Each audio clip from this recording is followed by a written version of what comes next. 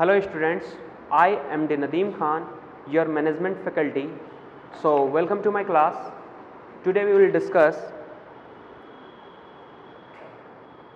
in the topic Agribusiness paper code 19 for MRM third semester.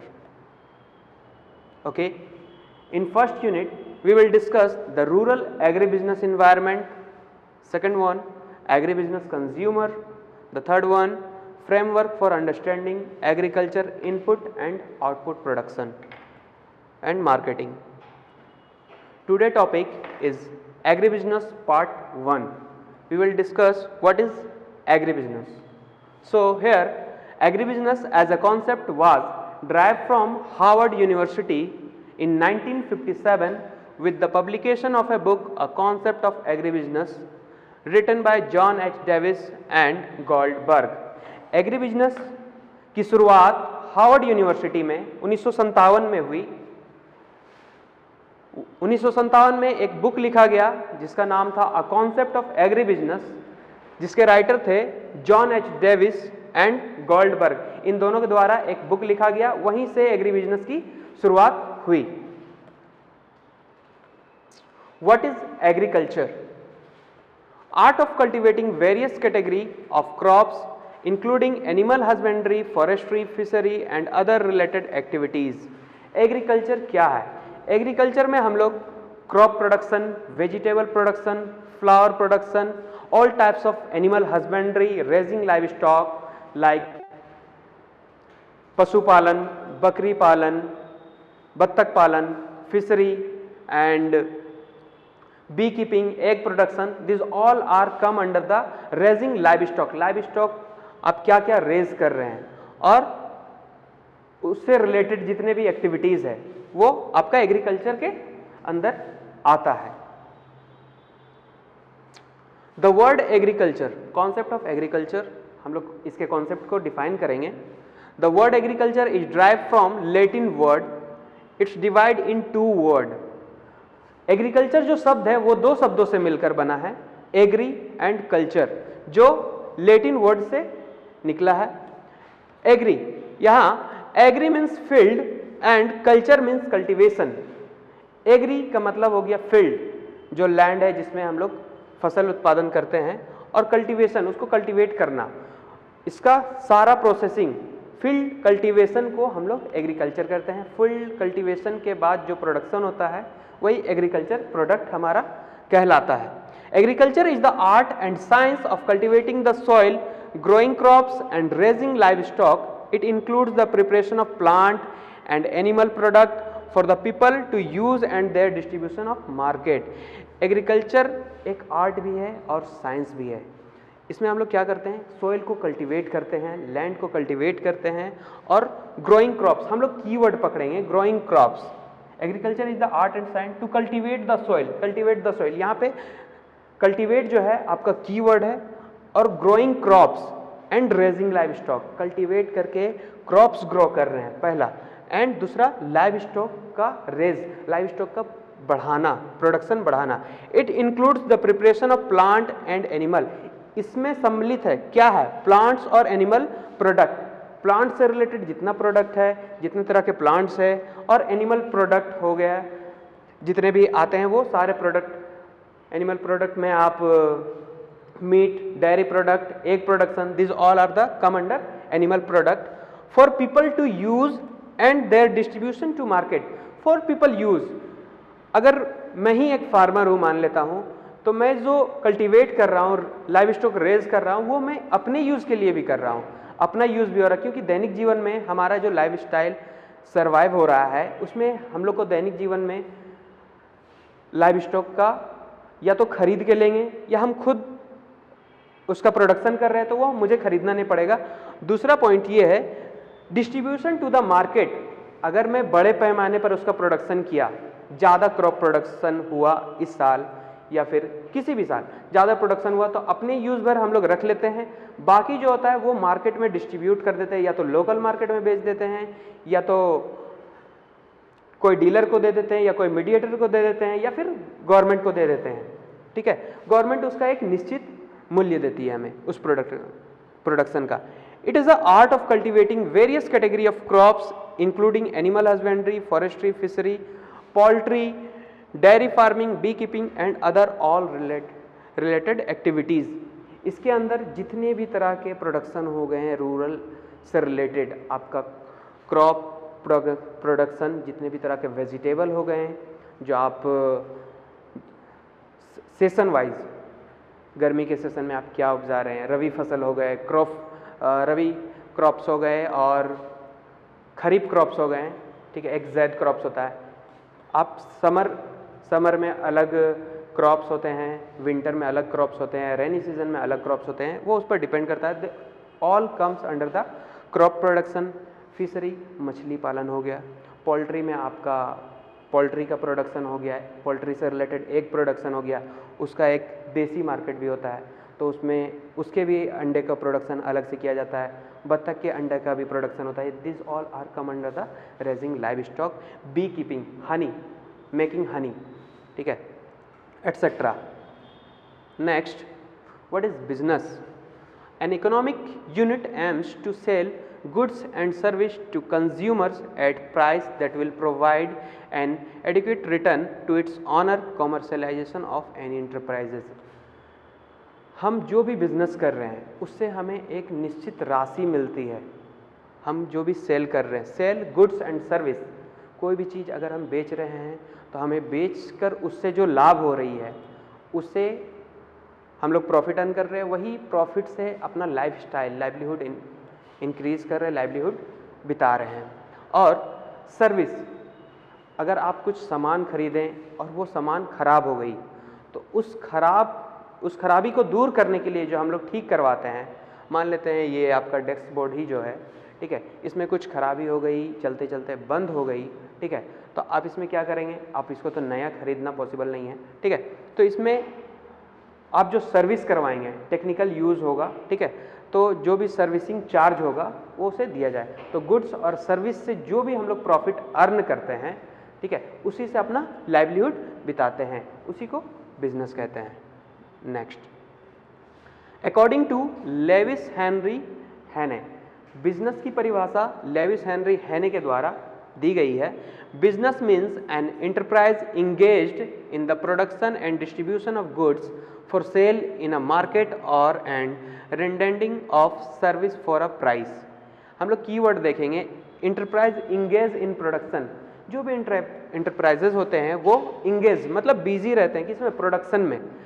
क्या करते हैं? उसका distribution of good for sale in market, उसका distribute करते हैं मार्केट में, और उस सर्विस के लिए जो हम लोग प्राइस अर्न करते हैं।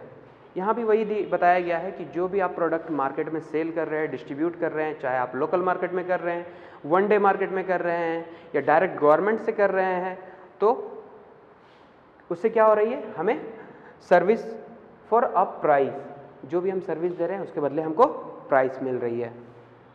अकॉर्डिंग टू रोजर डब्ल्यू वेबसन, इनके अनुसार बिजनेस की क्या परिभाषा है देखते हैं।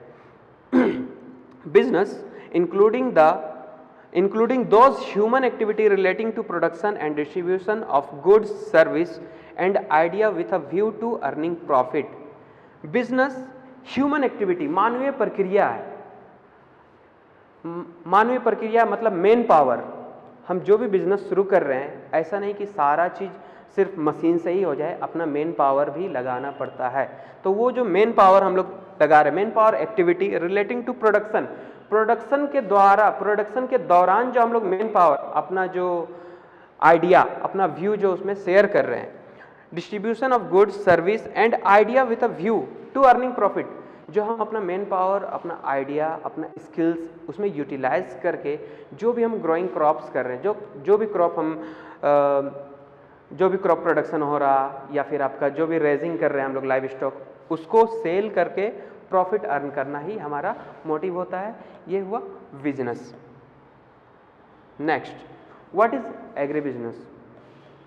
The word agri business is the sum total of all operation involve in the manufacturing and distribution production activities on the farm and the storage processing and distribution of farm commodities from them Goldberg and Davis. हम लोग डिस्कस कर चुके हैं agri business H Davis and Goldberg के द्वारा 1957 में आया। इसके अंदर क्या क्या है, यहाँ हम लोग कीवर्ड देखेंगे। मैन्युफैक्चरिंग, उसको बनाना, डिस्ट्रीब्यूशन, प्रोडक्शन। डिस्ट्रीब्यूशन की भी एक प्रक्रिया होता है, रिटेलर से आपका स्टॉकर, फिर होलसेलर, डीलर, मैन्युफैक्चर, ये एक प्रोसेस है। जैसे जैसे हम लोग दर बदर मैन्युफैक्चरिंग, जहाँ से प्रोडक्शन हो रहा है और जहाँ तक लास्ट में कंज्यूमर तक पहुँचना, ये आपका एक चेन की तरह है, वो हम लोग आगे डिस्कस करेंगे। Example, agrichemical companies, veterinary supply company, livestock supply company, biotechnology farm.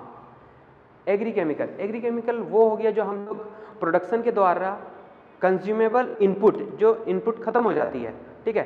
तो क्रॉप में एग्रीकेमिकल यूज़ करने का मतलब यही है कि अगर प्रोडक्शन के दौरान जो भी आप क्रॉप फसल लगाए हैं उसमें अगर किसी भी तरह का कीड़ा लग जाता है या फंगी आ जाती है या पेड़ मतलब ग्रोइंग नहीं रहते हैं, तो उसमें हम लोग एग्रीकेमिकल डाल के जो उस पेड़ को मतलब बढ़ने से रोक रहा है, वो एग्रीकेमिकल उसको ख़त्म करती है और क्रॉप्स का प्रोडक्शन सही तरीके से होता है, उसे एग्रीकेमिकल कहते हैं, ठीक है। वेटरनरी सप्लाई, पशु से रिलेटेड जितने भी हो गए, मान लीजिए गाय है लेकिन दूध नहीं दे रही है, बकरी है लेकिन वो बढ़ नहीं रही है, मुर्गी है लेकिन वो अंडा नहीं दे रही है, तो उससे रिलेटेड जो भी मेडिसिन होती है वो वेटरनरी सप्लाई कंपनी वो उससे रिलेटेड मेडिसिन वगैरह प्रोवाइड करती है। लाइव स्टॉक सप्लाई कंपनी, अगर आप लाइव स्टॉक रेज करना चाहते हैं तो आपके पास लाइव स्टॉक होना भी चाहिए, उसके लिए आपको कुछ मनी इन्वेस्टमेंट होगा।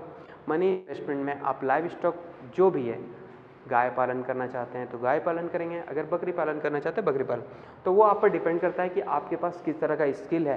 किसी भी चीज़ को करने के लिए स्किल होना चाहिए, बिना स्किल के आप कुछ नहीं कर सकते हैं। Biotechnology farm etcetera. Concept of agribusiness. Agribusiness is the business of agriculture production. The term coined in 1957 by John H. Davis and Goldberg. We have already discussed it.